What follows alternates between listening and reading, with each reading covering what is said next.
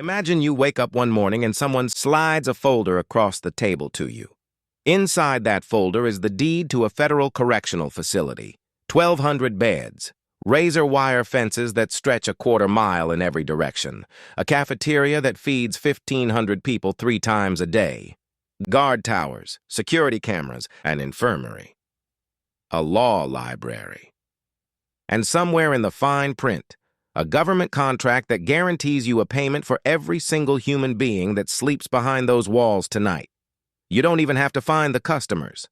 The government sends them to you. For a fraction of a second, this sounds like the most recession-proof business in human history. Crime doesn't stop during an economic downturn.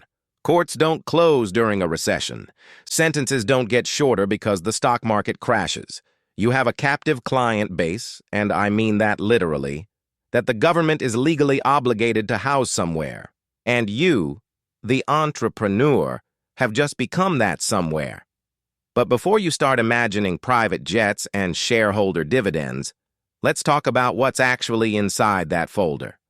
Because the numbers behind private prison ownership are simultaneously more obscene and more complicated than anything you've been told.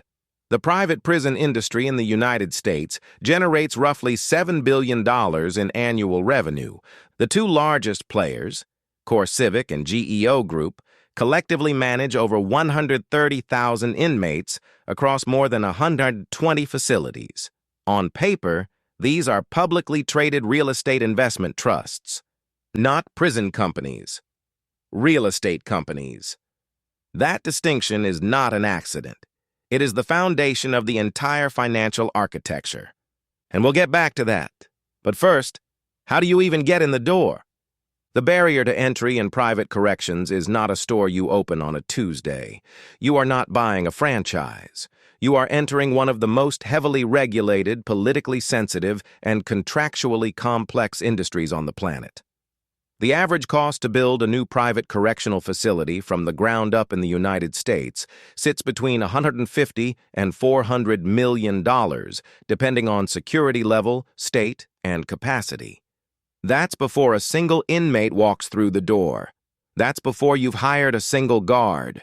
You are constructing an industrial complex engineered to hold human beings against their will, which means every single specification, the thickness of the walls, the height of the fencing, the width of the corridors, the fire suppression systems, must meet state and federal standards that are constantly being revised, audited, and litigated.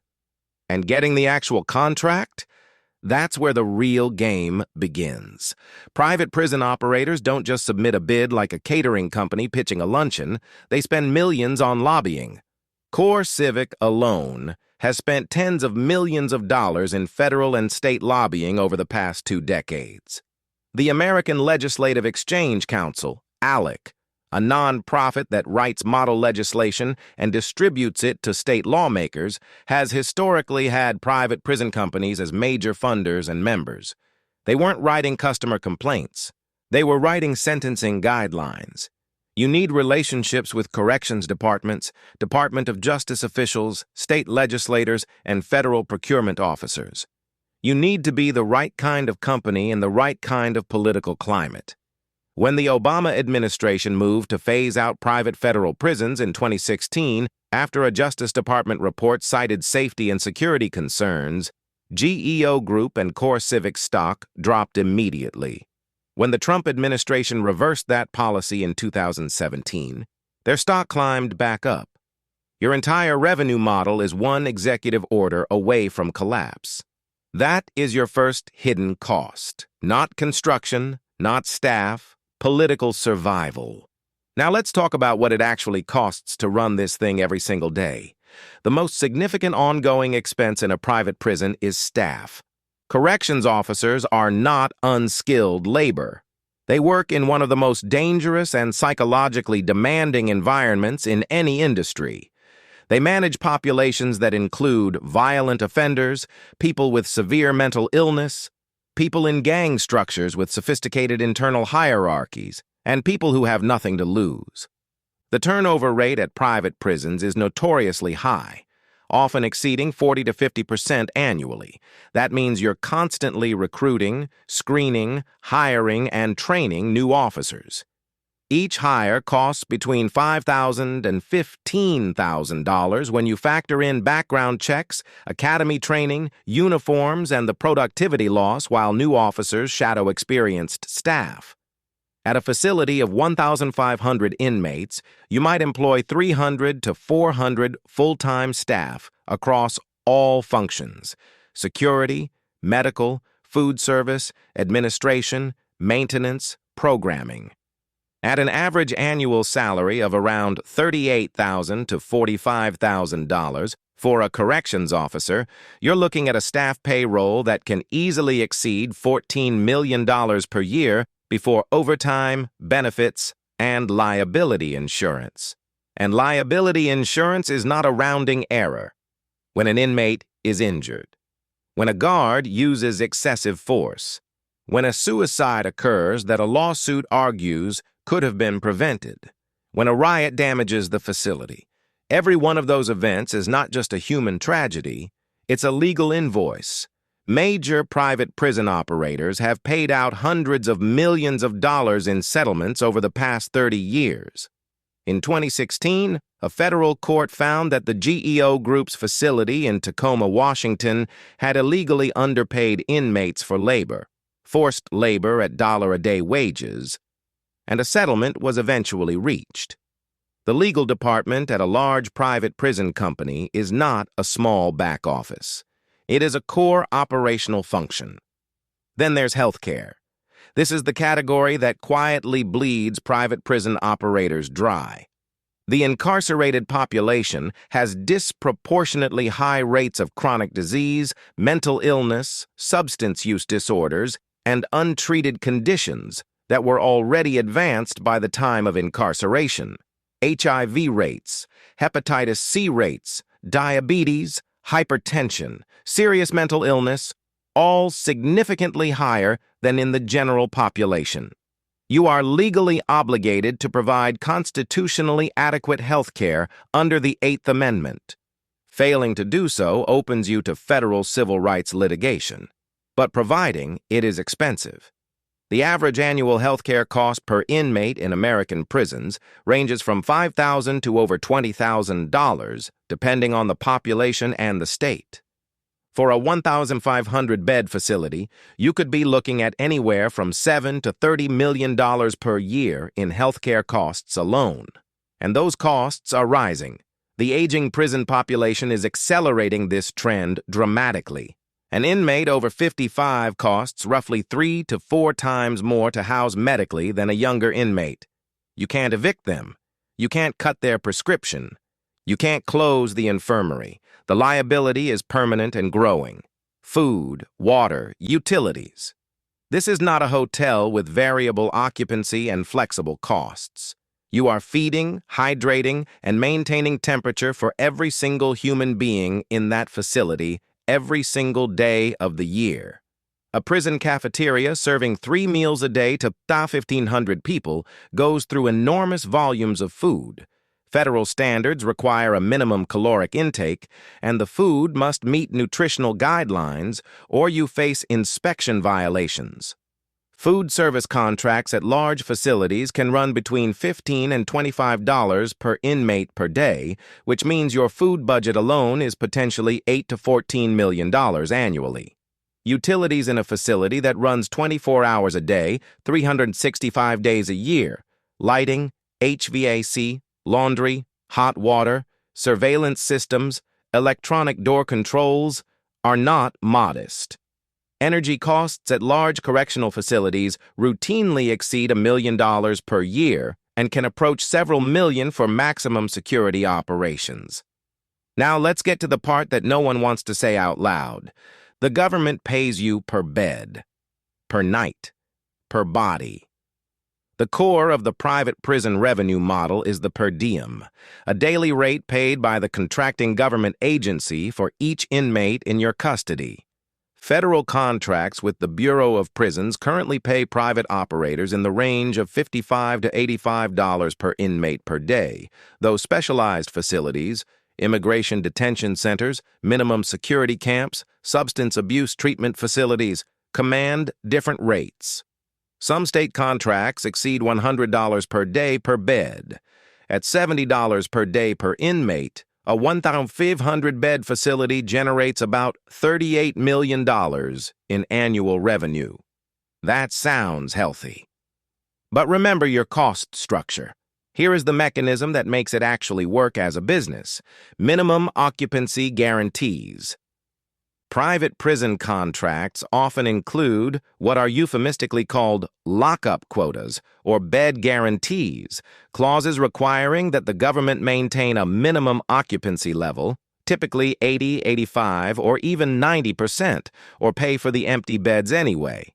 This is not a rumor or an activist talking point. It has been documented in contracts across states including Arizona, Louisiana, Oklahoma, Colorado, and others. Arizona's private prison contracts reportedly required 97% occupancy for years. The private operator gets paid whether the beds are filled or not.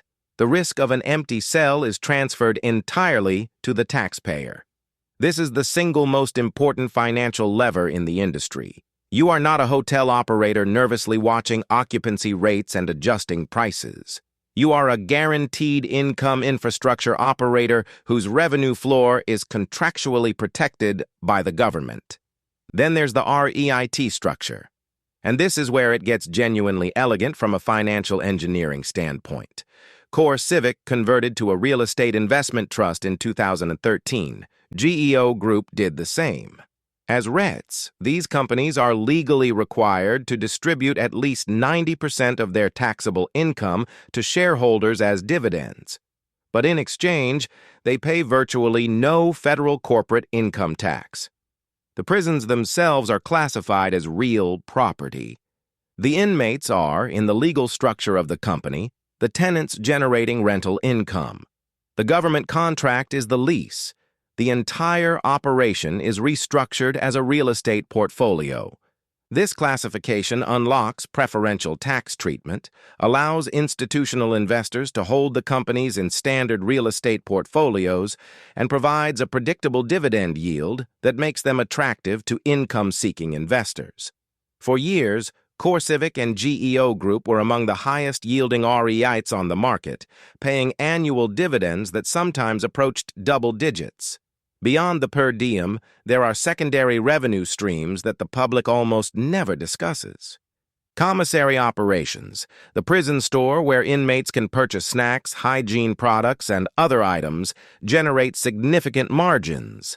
A monopoly retailer serving a captive population that has no alternative vendor and is paying above-market prices for ramen noodles and deodorant is, from a pure economic standpoint, an extraordinary retail opportunity. Phone call services, the notoriously expensive prison phone system, are often contracted through third-party providers who pay the facility operator a commission per call. Families paying $14 for a 15-minute call are generating commissions for the operator, not just the telecom company.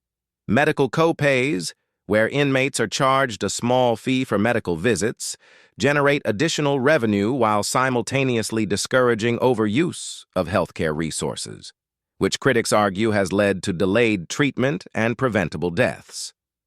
Vocational and labor programs present another dimension. Prison labor, whether in manufacturing, agricultural operations, laundry, or call centers, operates at wage rates that range from nothing to a few dollars per hour depending on the state and the program. The 13th Amendment's exception clause, which permits involuntary servitude as punishment for a crime, creates a legal framework for labor costs that no private sector employer outside the correctional system can access. Government subsidies round out the picture. Private prison operators regularly receive tax increment financing, local tax abatements, and infrastructure grants from municipalities desperate for jobs and economic activity in rural areas. The construction of a private prison is often sold to local governments as an economic development project, and the operators extract concessions accordingly. So is this a trap or a genius empire?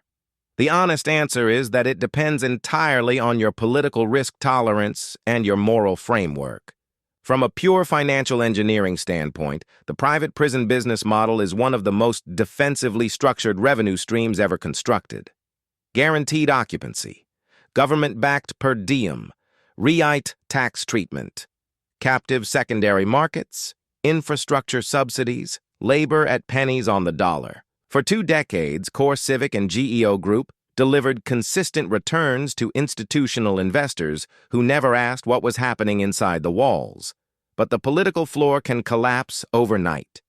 The Biden administration's 2021 executive order directing the DOJ not to renew private prison contracts sent GEO Group stock down more than 20% in a single session. Bank of America, JPMorgan, and Wells Fargo all announced they would no longer finance private prison operators. Reputational risk is now a material financial risk. ESG investment criteria, environmental, social, and governance, have made private prison stocks radioactive for a growing segment of institutional capital. And the underlying cost structure is deteriorating. Healthcare costs are rising faster than per diem rates. Staff turnover is getting worse. Litigation exposure is expanding. The guaranteed bed minimums that protected revenue for decades are increasingly being challenged legislatively in states like California, Nevada, and Illinois, which have banned private prisons outright. The business model is not broken, but it is narrowing. The arbitrage between what the government pays and what it actually costs to run these facilities is compressing. The political insurance that made the industry bulletproof for 30 years is eroding from both the left and the right. The real question isn't whether you can make money owning a private prison. History is clear that you can.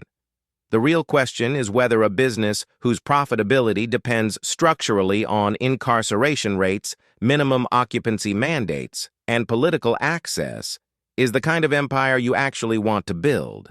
And that's a question no spreadsheet can answer for you. So tell me, when you look at an industry this powerful, this politically entangled, and this lucrative, what do you think should replace it? Leave your answer in the comments below.